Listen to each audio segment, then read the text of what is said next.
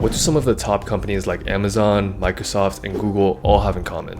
Today, I'll be showing you something that might just revolutionize the way that you run your business. OKRs, otherwise known as objectives and key results, are a simple but powerful framework to help keep your business on track. They answer two crucial questions: where do we want to go, and how do we know when we're getting there? Just think about it. Without clear goals and measurable steps, how are you going to know if you're making progress? So here's why OKRs are essential. First, they bring clarity and focus. Everyone in your business should know the goal and the steps to achieve it, although that's not always how it goes. Now imagine everyone on your team working towards the same clear targets. OKRs will remove all of that confusion and boost productivity. Second, OKRs enhance accountability. It's like having a clear job description for every single task. No more guessing what to do next. And third, OKRs boost motivation. I know you know the feeling.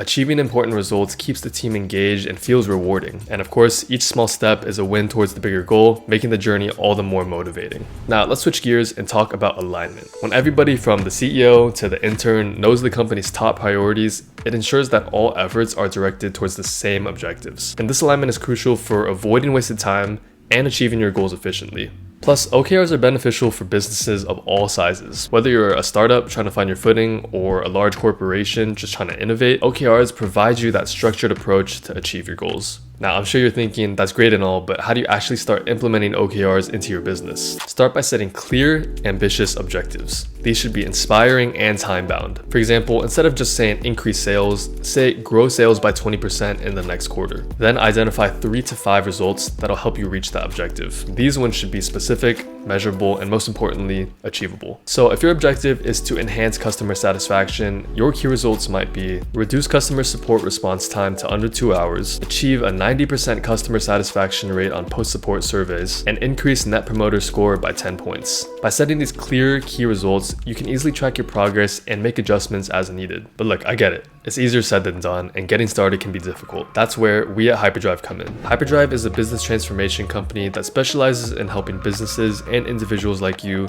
master OKRs and agility foundations. We offer tailored workshops, hands-on coaching, and all the resources you need to transform your business. Think of us as your OKR personal trainers, minus all the push-ups. But let's get back on track. I want to share with you some of my pro tips for successful OKR implementation. First, just keep your OKRs transparent. Make sure everyone in the company can see the objectives and key results. That openness fosters trust and collaboration. Second, review and adjust OKRs regularly. You know business environments can get difficult and your goals might need tweaking as you go. So schedule regular check-ins to assess progress and make adjustments as needed. And finally, celebrate your success. When your team hits a key result, acknowledge it. Celebrating these milestones keeps morale high, and on top of all that, it reinforces the value of OKRs. I hope that was helpful, but maybe you're not in a position where you can call all the shots. Watch this video to learn how to pitch OKRs to your boss.